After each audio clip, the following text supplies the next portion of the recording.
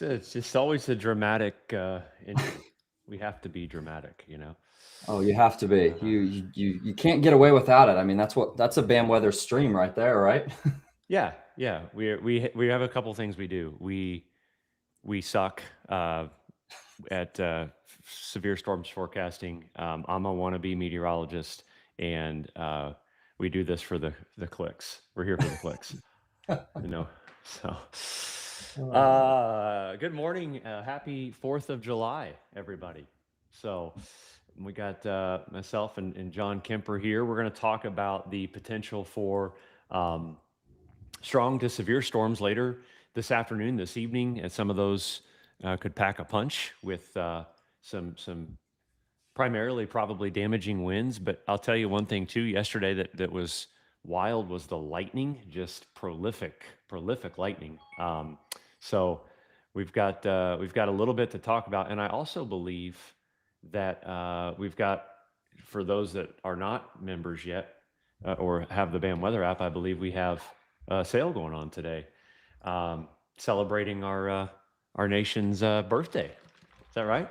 that is. We've got right now 25% off on annual home subscriptions. That's both basic and premium, and that includes our high-res radar, all of our local video updates, those reels that we send out, custom nowcasts, and you will be getting nowcasts today as those storms develop. So that is a crucial tool to have, in addition to our storm timing tool, which, Michael, that only came out on the phone a couple of months ago. So now you can be sitting out on the boat, looking at your BAM weather app, getting the speed of it, and putting that timing tool in to keep your friends and family safe. Yes, absolutely. Yep. Links in the comments to check that out. I'm excited for anybody to get signed up today and get access to it. So yesterday, real quick, so I put a reel out about this or a you know, like a post on Facebook and explaining kind of what happened. And I wanted to, for anyone that was interested or that got impacted by this, the storm yesterday that came through Johnson County. Um, what happened is something that happens a lot more than we think, um, and it's from a downburst of a thunderstorm. And I wanted to illustrate this from a standpoint where people could understand it a little bit, John. And so I'm going to Absolutely. open this. I'm going to open this real quick and just toss it on my desktop and pull this up. I want to show people what the microburst is and what the vortex ring that I was talking about, what it was, because these in these types of patterns, these happen. These happen.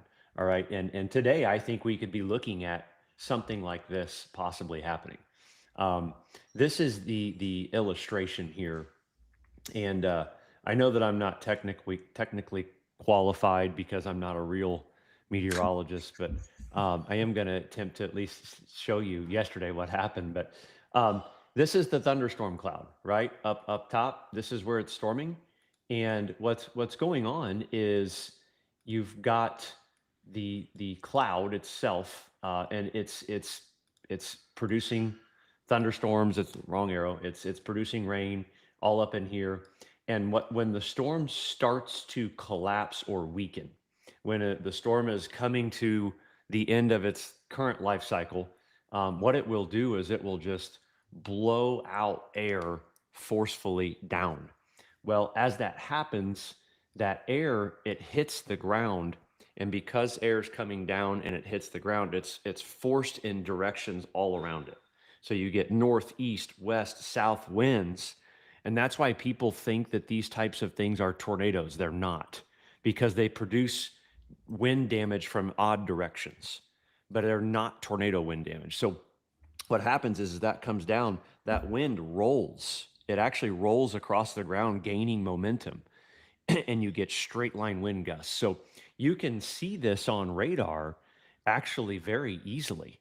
All right. You can see um, when these storms collapse, you can see, and I want to kind of show you guys this real quick because I today you may have the ability to track this. You may actually see this happening today, and I wanted to just give you a very quick idea on how that works. All right, so I'm going to just real quick select yesterday's radar, and then we'll move on to the forecast today. I know you guys want to hear about the forecast. This was yesterday at 3 p.m. We're going to select that, and then come over here to reflectivity. Perfect. And then I'll do a double, and then I'll share my screen. So this is the illustration of this. And the illustration of it is as it's coming through. Can you see the radar, John? Yep, we got it. All right, perfect. So as it's coming through, what you're going to notice is the outflow out ahead, okay? And then, right, I'm going to do this. It's not letting me, just like that. There we go. You're going to see this part right here on the reflectivity scan. And of course, I didn't select it to go out far enough. Now people are going to get mad at me. Sorry. Wannabe meteorologist, come on. Yeah, I'm a wannabe. That's the problem. So as it goes out, I want you to watch this area right here. Okay. You see the reds and you see the greens. Well, what's happening is as the storm's moving across, watch them blossom out. See them spread out right there? And what happens is that's the storm collapsing and actually becoming a little bit less intense. As it went further ahead, it actually got a tad bit weaker. And if I could get the time right here, it got a tad bit weaker as it went north. And you could see it lost some of its deep purple colors. All right. And it just took wind and pushed it across Whiteland Road and out through Whiteland. And actually a couple of stronger wind returns there towards the end. So that's a microburst. That's what these storms do. When you see these lines, these big outflow lines on radar like you see here, that's sprawled across Greencastle to Plainfield over to Batesville, when you see those are outflow boundaries, and storms can fire along them. They can produce thunderstorms for out of nowhere with very little warning, very little notice to these types of things. But you can see what they do. They sprawl out and just create more storms. Watch those storms grow. It's fascinating to watch them follow that boundary.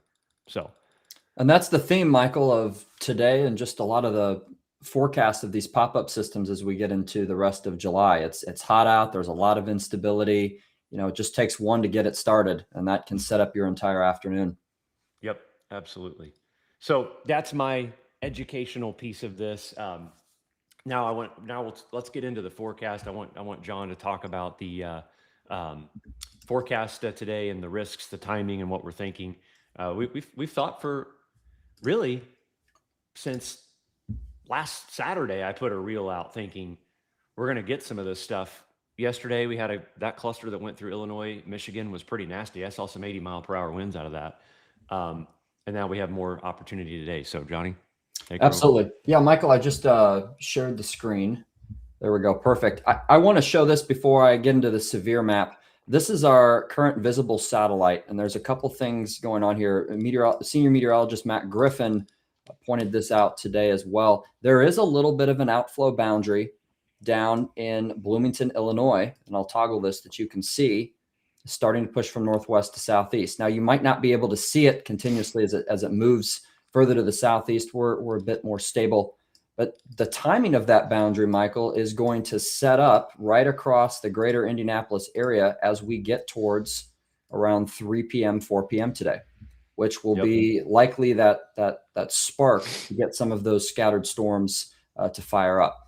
Before I show the sim radar, I did want to let folks know about our most up-to-date strongest severe storm risks. Sam Lang talked about this in her forecast video this morning on the BAM weather app. For those of you that have insights as well, saw this. The reason we have a possible or yellow area is we are favoring these particular zones to have more of an organized threat for damaging winds of 60, locally even 60 plus, and some large hail.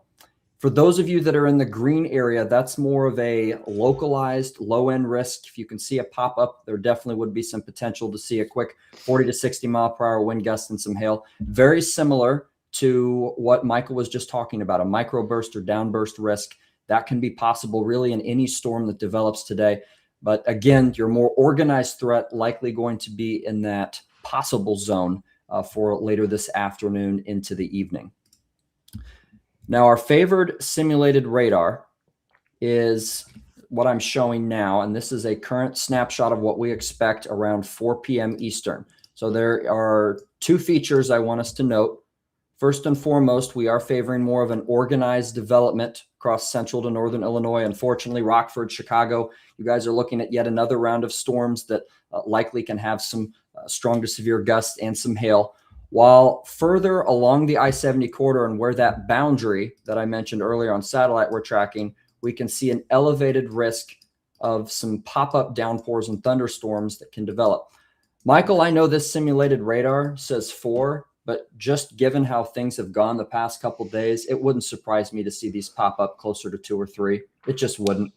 Yeah, and I think the tip for everyone is to once that temperature hits 88, 89 degrees, that's probably when they're going to start forming. Right when those thermometers hit that, with a day like today, these storms will pop up pretty quick, and they're going to be loud Yes. thunderstorms today. Yes. So yeah, a lot of instability. I'll actually pull up our side panel and show that.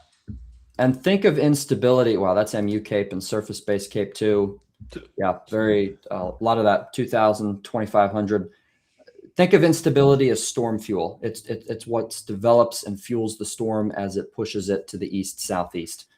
So that's what we're looking at when we're looking at instability. It's funny now, John. The HRRR is actually trying to see what the RRFS has been seeing. It's too late, but the 12Z's finally waking up with a little bit of a clue. And just for folks that model watch or that they're on Synoptic or watch the HRRR has been horrible this last few days. It's been useless. Yep. The RRFS has actually been surprisingly good in this pattern.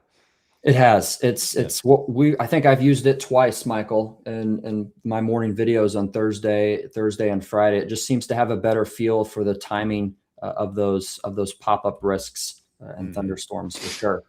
Yep. Now, notice as we get towards 6 p.m., we continue to see those scattered downpours and storms. And across central Indiana, central Ohio, which is our favorite zone, notice they haven't moved much. They've expanded, very similar to what we saw yesterday on radar. They will be slow moving. So if you can see a pop-up or any type of lightning risk, that can linger for several hours across your more localized zone. So be prepared for that. There can be gaps, of course, in between the pop-ups, but once they get going, they are going to expand. These will have a strong to severe risk associated with them. But Michael, in my opinion, this is where the greater risk is going to be. We have a better jet backing behind this particular wave or line of storms as it approaches the Illinois-Indiana border. And I think we can probably see a few 60-plus gusts associated with this as well. Yep, I agree completely, especially in very similar fashion to what happened yesterday. These storms, they can collapse in a matter of minutes, and these outflow boundaries can cause more storms to develop nearly within minutes. It can go from nothing to something very quickly in these patterns. I did see someone ask if there was a low-end tornado risk. I don't personally think so. Really. I don't either, Michael. I think the surface winds and the 925, where you would want to see a little bit more of a veering profile, I just don't think it's there. I think this is more of your messy summertime, loud thunderstorms, hail, and damaging winds. Yep. Agreed. As these move to the east, one thing I want to note, the RRFS, this particular model, it's a newer model, can sometimes be a bit too organized with its storms. So this may end up looking a bit more scattered towards the border. That doesn't mean that the severe threat, it's just been 1 or 2 hours behind. So I do see a scenario in which if you're in Indianapolis, Bloomington, Kokomo, Fort Wayne, this may be closer to 8 o'clock instead of 10. There is a risk that it can be earlier versus later. So very important to have access to the BAM weather app so that you can be looking at those nowcasts. And Hope's going to throw that link in there again. I just want to show this before we go back to the simulated radar. we're celebrating America's 250th birthday, but this BAM weather app has you covered for every single event beyond the 4th of July, all the way up into winter. This is is the quality bad? Maybe if anyone on the team watching can let me see. tell me if it's buffering. Yeah, a few people I know watching said it sounded didn't look good. Yeah, Matt says it's not buffering for him, or Sam. Sam says we're good too. So it's on. Maybe it's a YouTube thing. Freezes. I think it's YouTube and not them. Yeah, it's because it's. There's no way it's us, unfortunately, on this time. Normally, it's pretty normal to have technical difficulties. But now, listen. Now we've got a fiber line in the building right here. So if the stream on my end messes up again, you guys are liable to see a total crash out. I may totally lose my entire mind. I don't know. So, anyways, so yeah, everybody's saying it's good. Okay, good, very good. Yep. But yeah, guys. So watch the radar today, 3, 4, 5 o'clock, and then as John's saying here a little bit later too. John, pull up that satellite again. Show that outflow boundary for those folks that may just be joining. But we are watching that boundary out there. There it is. Yep. And there's a couple focal points there. Mm-hmm. There's a few things going on that are a little interesting there. Yeah, we've got feature here, and then Michael, don't quote me on this. I haven't looked. This might be a remnant MCV up here. I'm not sure. I have to go back and look. Yep. But you can see how that expands that outflow, regardless of what feature it is, as that outflow boundary expands out. That's one we need to watch as well. So a lot of sources of what we call thunderstorm lift today that allows the clouds to form, moisture to ascend, and for us to get those thunderstorms. What is the? I should look here real quick at the mixed layer cape on the latest wrap here. Yeah, it's getting us to 3,100 mixed layer cape this afternoon, this evening. That's plenty. That's plenty to cause some problems. So. Oh yeah. There's that gradient too. You can start to see it forming as well. Yeah. Yeah. I think it's YouTube, guys. Everybody says basically YouTube has no sound and there's no audio. I'm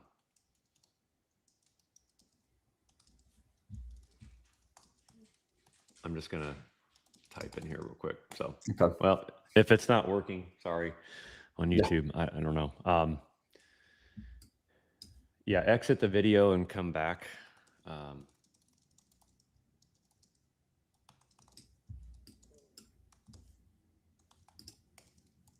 we go. Switch to Facebook. YouTube's horrible. Okay.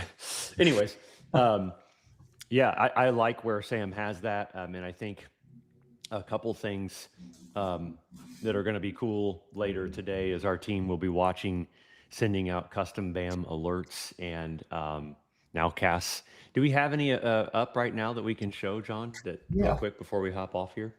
Yep. Let me see what we've got cooking. Any nowcasts that and guys, for those of you that are on, if you want to ask a question or two over the next couple minutes, we're going to stay on for another couple minutes and then we're going to hop off. But if anybody has questions, feel free to ask them. Happy to answer them. I want to show Jacob Wagner's from this morning. So to bounce back to the current radar, as expected, this has died down. But this was a storm earlier that was producing some heavier rain. It's continued to weaken. This was a nowcast that was put out several hours ago, discussing the timing of that particular wave. And, it of course has died. But initially when I woke up very early this morning, this was a great example of how we're assessing timing information of where the strong to severe risks can be.